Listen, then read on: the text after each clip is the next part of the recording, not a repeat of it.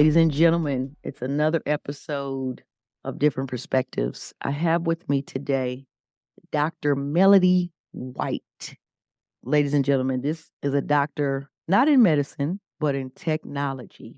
And I am very proud to know her and call her my friend. And not only is she my friend, but she is a trusted partner in the Jennifer Experience. And so I want to welcome her to the show today to give us some little tidbits and some good tips on technology, especially if you're an entrepreneur. I urge you to listen to this.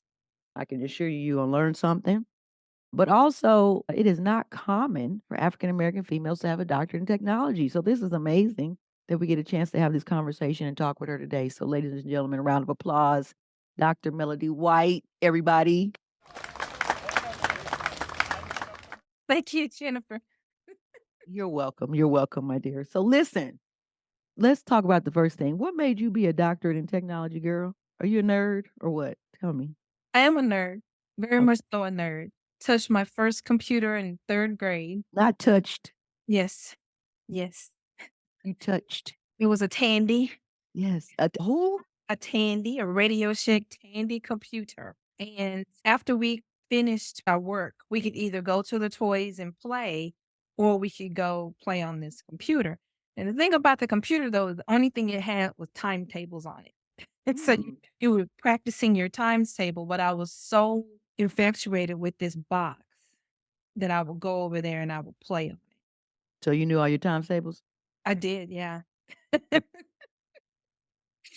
Mm. Just Okay. so I could play with it. Nobody else wanted to though, so So the Tandy was yours. Sandy was mine. Okay.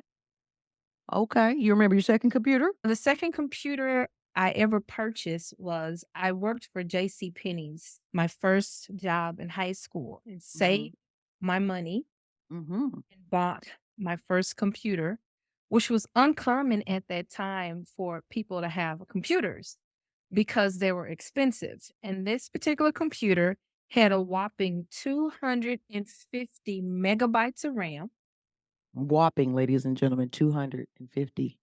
Okay. and cost $3,000. That is expensive. It Okay. is. And first thing I did, I brought it home and I took it apart because I wanted to know how it worked. But I did put it back together again. My mother was very upset with me for doing that. But as a child and even growing up, I would get in trouble because I wanted to know how things work. So I would take things apart, alarm clocks, thermostats, all kinds of things. And when I asked my father how the television worked, he had all the tools. My. I just wanted to know how it worked. My. Okay. Okay. I mean, I can see the fascination, but how long did it take for you to become a doctor in tech? Because I know when we think of doctor, we think medicine, and I know that takes 8, 10 years. So how long did it take for you to get your doctor in technology? And ultimately, it took me 15 years, Mm. but that was because I had to go off and on. You Sing- took some breaks. Okay. Like most of us do. Yeah, single parents taking Mhm. care of mom, taking care of relatives, just life. Right. If I could have just did it like a regular person, probably would take me about 5 years. 5 years. Okay. So for the next generation coming up, if you want to go and be a doctor of technology, 5 years. Ladies and gentlemen, you can obtain this. You heard it here first. All righty. All right. So how many other African American women did you see in your class, your doctorate class? Not many, but when it got to the point that I was writing my dissertation, I really didn't interact with anyone but my chair and my dissertation committee. Mhm. Any of those people African American? No, And that didn't deter you, huh? it did not deter me. No. That's what I like to hear. All right. All In a way, right. I was used to it because my undergrad is in MIS, which is Management Information Systems. Okay. It's also IT. And when I majored in this, it was a very new major. So some of my classes were taken in the business school and some were taken in the computer science building. And so MIS, we're supposed to be the bridge between business people and technology people, computer scientists, because they couldn't talk to each other. because they Right. speak different languages. But I actually can and have done the same thing that somebody with a computer science degree has done when I was a switch engineer for Ericsson. And when I was taking my classes, sometimes I was the only woman, the only African American, and the only American in my class. Wait, say that again for the people in the back that didn't hear you. The only African American, the only woman, and the Mhm. only American class. So if I wasn't in class, everyone knew. I take it you weren't absent, hardly. No. Got it. Mhm. Okay. Listen, I'm so intrigued by this.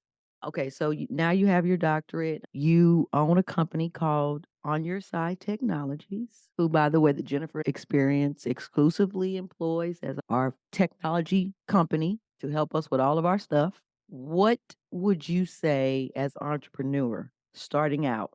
Because we really want to talk to entrepreneurs specifically in this moment. When we start out, there are all kind of things thrown at us that we supposedly need, right? Because when you get your website up and running, most of us we get a domain and we get with Wix or GoDaddy and all those type of things. In your recommendation as a doctor in technology, what would you recommend for the entrepreneur who's getting a website up and running for the basic necessity of needs to do that? What would you recommend they do? The number one thing I would suggest for anyone getting their website up and going is to make sure that your domain name is in your name. If it is not, whoever's email address is attached to that domain name, that's who it belongs to. So I have helped clients before where they had a friend that helped them, they had college students just help them set up their domain name and their website, and then something happens. Either they have a disagreement, or the person disappears, the person changes their telephone number, or they can't find them anymore. Now they want to do something different with their domain name or their website, and they can't do it because they can't even get into the login credentials for the domain name.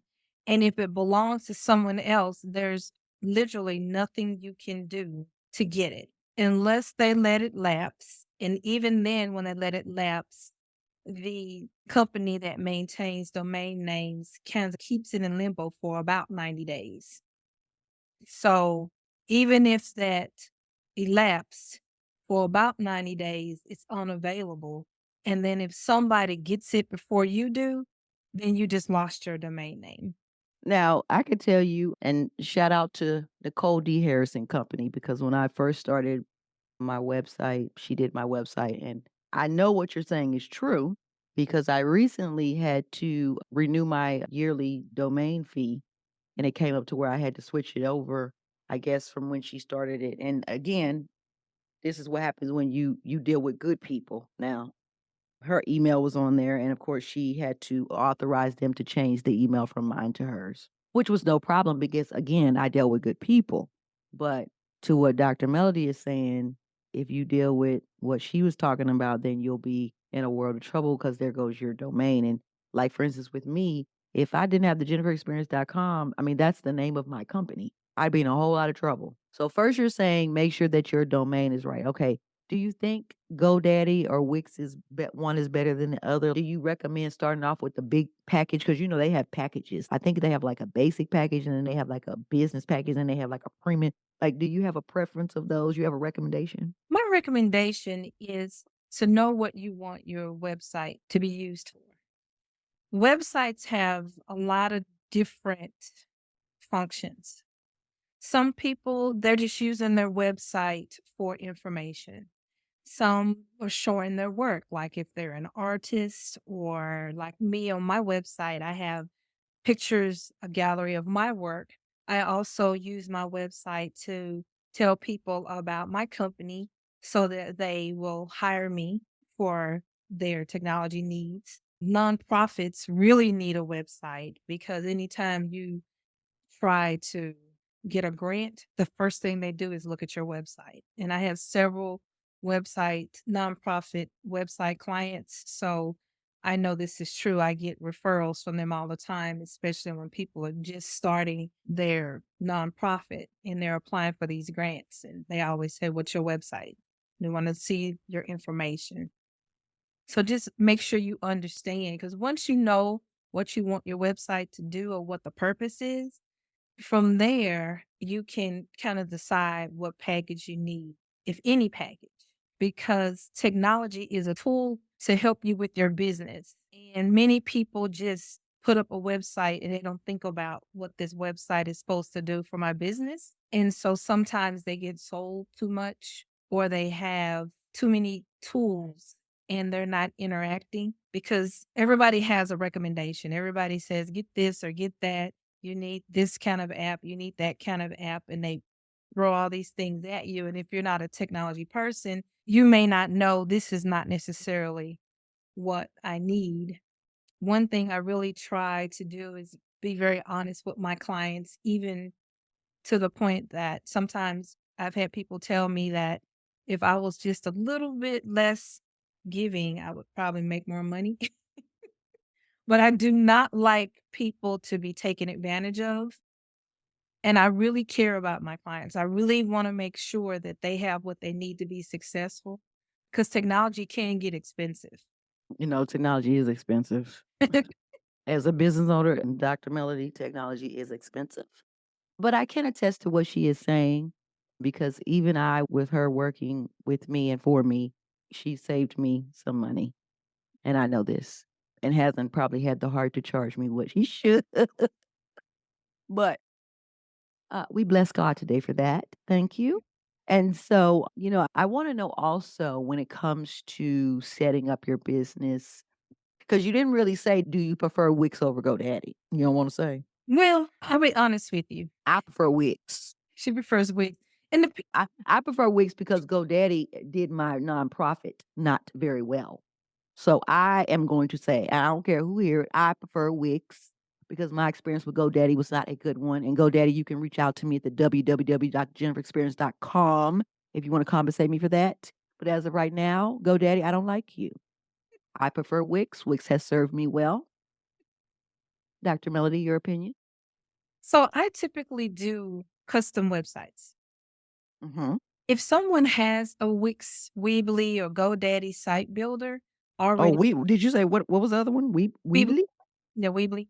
There's lots of different site builders, but those are some of the main ones that most people will probably be familiar with. But there's tons of site builders. If someone's site is already built and they want me to maintain their site, I will do that. But I don't build sites in Wix like from scratch. And it's mainly because Wix and Weebly and those site builders are made for people who kind of really don't do websites. It's kind of very constrained, as in it has templates for you to use and boxes for you to put stuff in, which is fine. You can build a very nice website in Wix. Again, it's preference, but if people would go to my site and look at some of my work and they will want that particular work in Wix, the programming I'd have to do in the background to make that stuff work would be better for me for them to just pay me to build a new site. And your site is? OnYourSideTech.com. It's TECH, short for On Your Side Technologies. So let me get this straight. What you're saying is, as a custom website maker, you prefer to use WordPress. WordPress. I see. Okay. And so Wix and Weebly, I think you said, Weebly. those are considered what? Hosting sites? So they actually have their hosting and their builder built into one because your website has three parts. You have your domain name, which is like the address to your house. And then the hosting would be like an empty house. And then your website would be like the furniture in the house. And you can actually have a domain name without a website, without hosting, but you cannot have a website without hosting. Because when there's hosting, it's put on a specialized computer that's attached to the internet that then allows people to find your website. Because most people don't have a server in their house to do that. I hope y'all are listening because she's really educating us. So let me go back to one thing that you said, and I want to do a little bit more education for the people on this too. I'm assuming what you're saying is, and correct me if I'm wrong, because you're the doctor in this, I'm not. What you're saying is certain people need certain types of sites based on how and what they're selling. Is that what I'm hearing?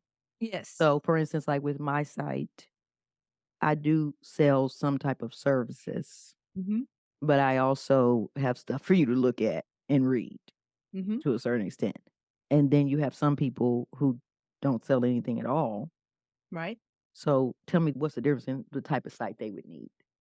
I mean, their site would be like an informational site. Okay. When you build your site, you have to think like your customer. Why would my customer, my target market, go to my site? That's good. When you build your site, ladies and gentlemen, think like your customer. Yes. You heard it here. Dr. Melody said, when you build your site, think like your customer. Got it. Point one. Go ahead. I mean, yeah, think like your customer. And then know from there, that should help you start building what kind of content you want on your site. And really, that's the best place to start because oftentimes people will go to your website and look for information before they even call you. And people ask for a website. Sometimes people might see your email address. If you have an email address that has your domain name at the end, and they might from there go to your website and just look you up and see what that's all about or what you do. Do you think it's important to have a email address hooked to your website versus having just a regular Gmail address?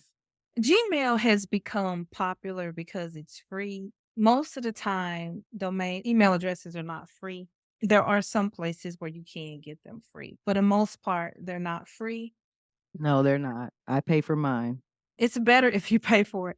Why is it better if you pay for it? So you're saying the one that I pay for is better than my Gmail? Gmail is good. I think Gmail owns the internet because I can send something from my Gmail and it'll get to people like so fast.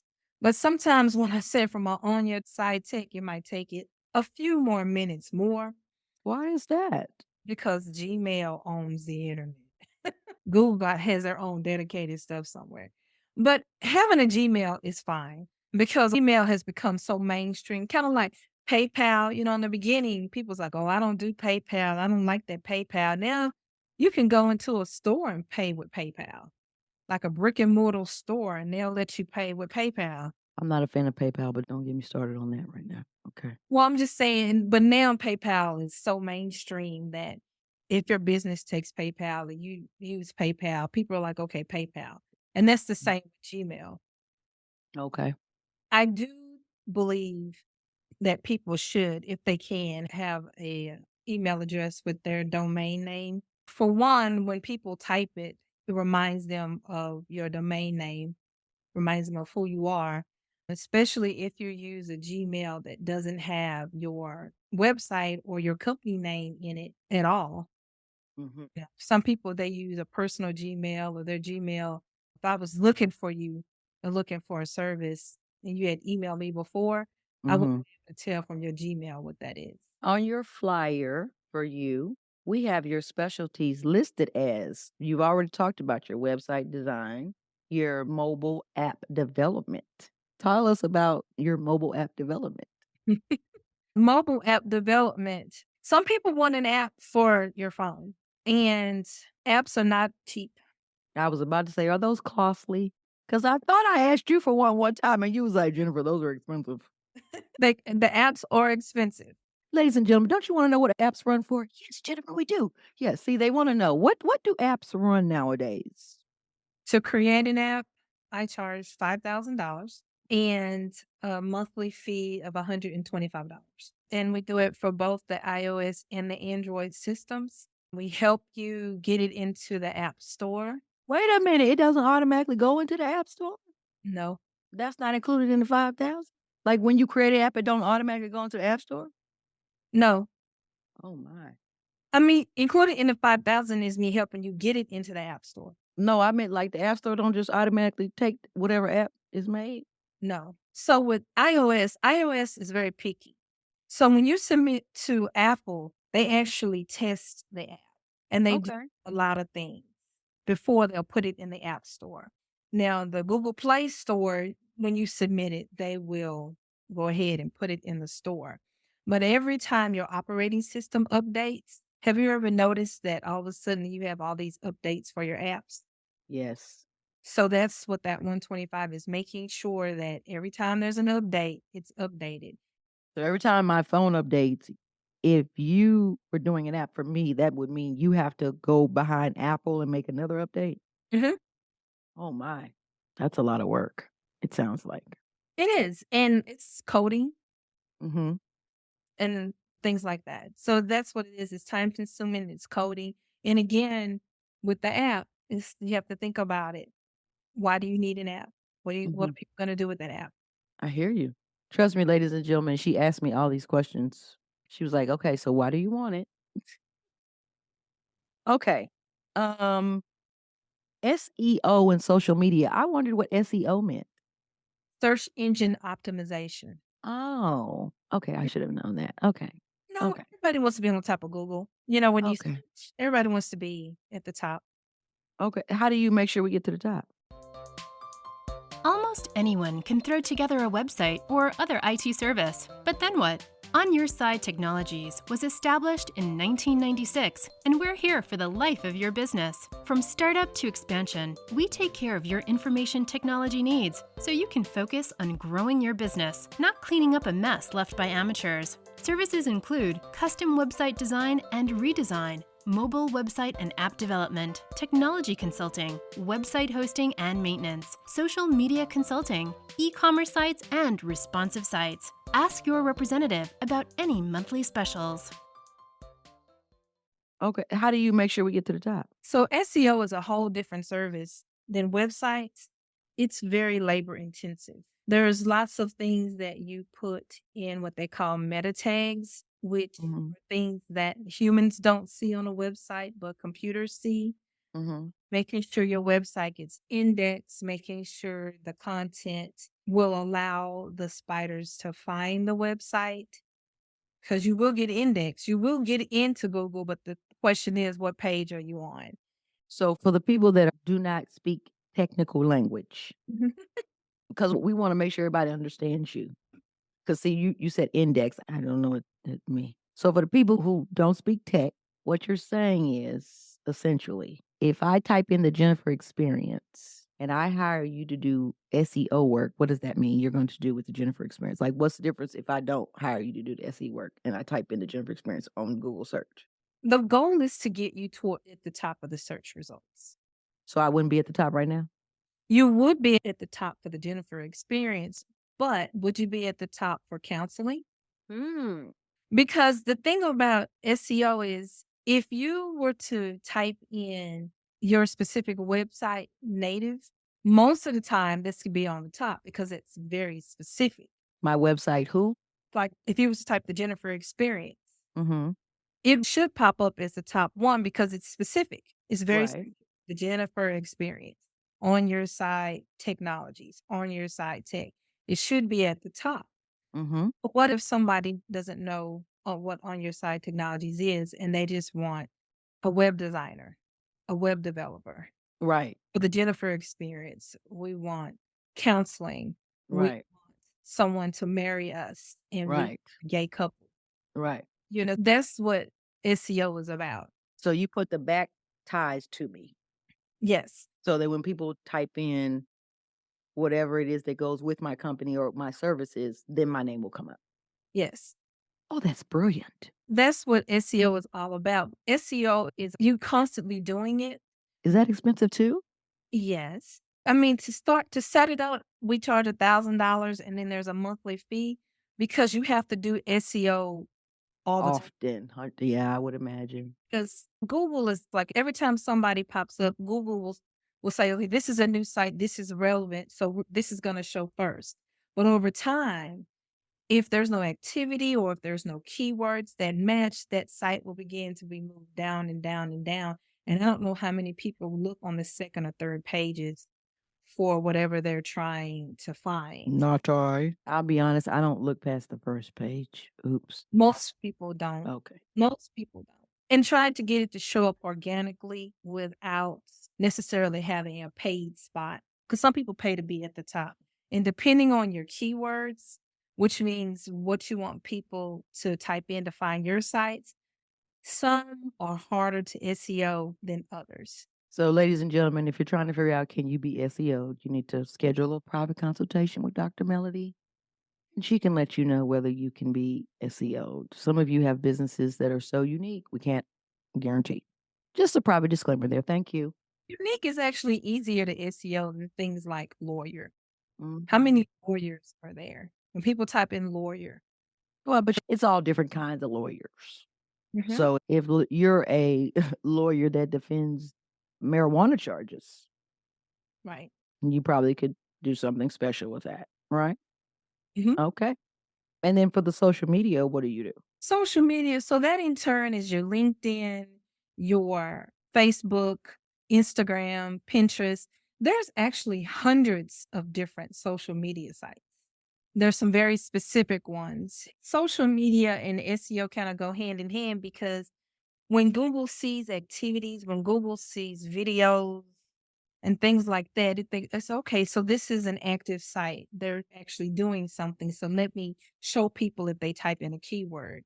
So having an active social media site helps with your SEO and with people finding your site. And even setting up your social media site, you can put in there your company information, making sure you have the correct company information so that Google can find you. And I say Google, but also search engines. Right, right. Okay. Do you have any major tips that you would give entrepreneurs besides what you've already said before I move on to my last question for you? Major tips. Like things that you've seen recently that you like just really shaking your head like, wow, that would help people save them some money here. Because obviously, when you're an entrepreneur and you're just starting out, and I know this is being one, I had to realize that you have to spend money to make money, but you can get duped very easily, very easily by people selling you things that you don't need that you think will make you more efficient and it doesn't, especially if you don't know how to work it. The worst thing you can do is buy something that you do not know how to work and then end up not using it. It's terrible. Dr. Melody, am I lying? You're not lying. The people do it all the time. All the time. So we don't want you to do that. So is there anything that you can add to the people that will help them? Ask why questions. When someone is trying to sell you a service, or when someone is suggesting a service or coming up with a technology plan for you, just make sure you ask yourself why and make sure they understand why. I always caution people when I speak to people and they give me their requirements, I ask them a lot of why questions. But that's the way I am because I want to make sure that when I get their requirements, that I am actually delivering what they need and not trying to sell them everything and not trying to set up everything. And I always tell people start simple. You can always add. You don't have to start out with every technology thing there is. You can always add and build as your business grows. It's like, "Okay, now I'm gonna spend money on this. Now I'm gonna spend money on this. Now I'm gonna expand this. Now I'm gonna do this." Just take your time, get the basics, make sure you understand you know what you need to start out with, Mhm. and then grow from there and find somebody trustworthy to work with you. That's very important. Okay. All right. So my last question is, I mean, because you have a doctorate, obviously, and I'm sure you wouldn't say that you have to have a doctorate or you don't have to hire somebody who has a doctorate, right? To be your technical person. It would be lovely if you can, right? But you Right. don't have to hire somebody that has a doctorate. But I do want to know for entrepreneurs that are starting off, what is a going rate for someone who is getting a website built for the first time? What is a reasonable amount to pay in this day and age? Because I could tell you, I started mine in 2015. What I pay now, you won't pay. Let's give people a range just so they won't get bamboozled. A range is interesting. Should I say what I charge to build a site? Yeah, I mean, you could say what a range is. I mean, you're a doctor, so we can say what you charge as a doctor. But I mean, let's say what you think the bare minimum would be because you're an expert. So, in your expert opinion, what do you think the bare minimum would be for a good site? And I mean, what's the low end? What's the high end? It's a good question. I mean, for 2024. I mean, I charge 1,000. Okay. As a doctor, if she charges 1,000 and you're getting charged 4, then obviously you might want to pause. But if you're only getting charged 2 and it's not your son or your cousin doing it or somebody that don't really know what they're doing, then you might want to pause too. And my prices are probably gonna go up. Her prices are going to go up. She's a trusted partner at the Jennifer Experience. Her prices are going to go up, ladies and gentlemen. So she just said her prices is $1,000. If I was you, I would contact her this week because probably next week her prices will not be $1,000. So yes, that's a wonderful thing. $1,000 to build a website. Interesting. So if you want a range, and to be honest with you, to go back to the original question, what is a good range?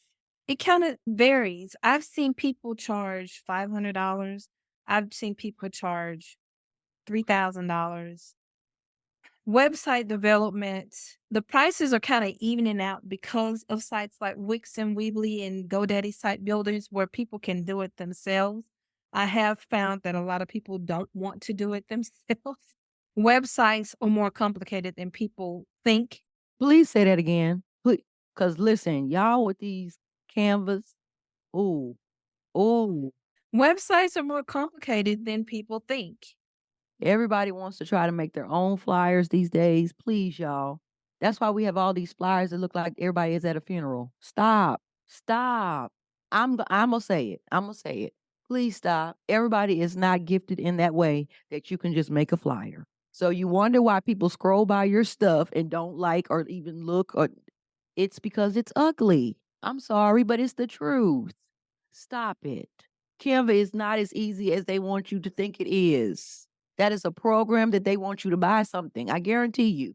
By the time you buy everything that you need to really make a good flyer, you could have paid someone to do it, a professional.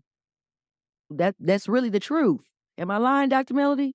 You're not lying. It's the truth. But some of the flyers that I see, they're ugly. They're ugly. Stop, y'all, stop. You're ruining your good businesses that you built. Stop it. Because you're trying to be cheap. Stop it. I'm sorry. I got off on a tangent. Sorry. Excuse me. Let me mute my mic. Go ahead. So my suggestion is also to get multiple bids on your website. And the thing about websites, she wanted me to give a range. Like we mentioned, my prices are gonna go up. But the thing about it is, think about websites and technology almost like if you're getting something done at your house. Like say you want to get your house painted or you want to get some floors done in your house. There's a big range there. It depends on who's going to do it. Do you have a professional contractor that this is what they do? Do you have a cousin who's going to come over and do the floor for you? Or are you going to have a major store like a Home Depot do that for you? All of those are going to be different price points for sort of the same service, but also what are you getting? If your cousin puts the floors down and something happens and they can't fix it, what are you going to do? If your cousin does your website and there's something specific you want done, are you going to be able to find your cousin? So I have to say, have to be careful when you're picking a web developer because I've had clients that have, I do want to say I've been doing this since 1996. I've had clients that have had websites built and their website disappeared and they could not find the contractor or the person that did it. And they called me. My number has been the same for over 20 years. And I ended up rebuilding their site for them. Let me say, wow, that your number has been the same for over 20 years, ma'am. Woo. If you look in your phone under contacts, you will only see that one number for me. Probably. I'm sure you're telling the truth. Again, I also know the feeling of having a website that was built and then you go to the wherever it was supposed to be and it's not there anymore. Hence, again, why I don't fool with GoDaddy. But anyway, listen, Dr. Melody, this has been so enlightening, so enrichful. What you have taught us today is amazing. We appreciate your knowledge. I am just super duper proud that you are doing what you're doing. And I appreciate your help with the Jennifer Experience for sure. And I think the people will appreciate what they've heard today. Now, again, ladies and gentlemen, she said her prices. I can tell you for sure next week they will not be the same. So I would suggest that you contact her And she's going to tell you right now how you can find her, where you can find her, all of her information. You just heard her say her number's been the same for the last 20 years. So if you already know her, then I suggest you call her. But for those of you that don't know her, she's going to tell you how to find her, all of that right now. During this broadcast, you should hear her commercial. So if you're paying attention, you should write down the information. If you're an entrepreneur, I highly recommend you get her to work on your stuff that you need. As I said, I can testify because I do have her on my payroll that she does a great job. So, Melody, tell them how to find you, get contract with you, hook up with you, all that stuff. So my website is onyoursidetech.com. That's onyoursidetech.com. The office number is 214-231-4115. Should I give my mobile number? Now, y'all know I'm not going to let her give y'all her mobile number, so y'all going to be calling her in the middle of the night. No, ma'am. No, ma'am. Listen, we have enjoyed today. It has been great chatting with my friend. I thank you for listening to this episode of Different Perspectives. Tune in next time. We're going to get to more and more nitty gritty and give you a different perspective on something else that you've never heard before. As always, thank you for listening. You can find me at The Jennifer Experience, www.thejenniferexperience.com. You can also find Melody there too, because she is, again, a trusted partner. So just in case you missed what she said, if you go to thejenniferexperience.com, you can scroll down to Trusted Partners and click on her name, and you will see her. You will see her information, and that way you can get in contact with her and utilize her services. Again, thank you all for listening. Peace and take good care.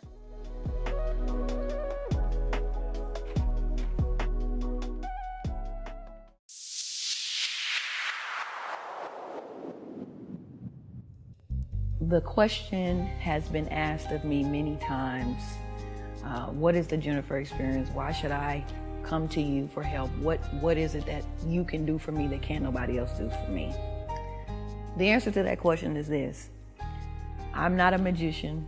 I don't do magic. I don't do any of that type of stuff. What I do is give you the real and honest truth. I give you what I have learned from my life and my experiences, and I've had a lot of experiences. But through all of those experiences, what I have learned to do is see beyond limitations. I've been able to see that people get bound up in what's in their head, and they're unable to move past that.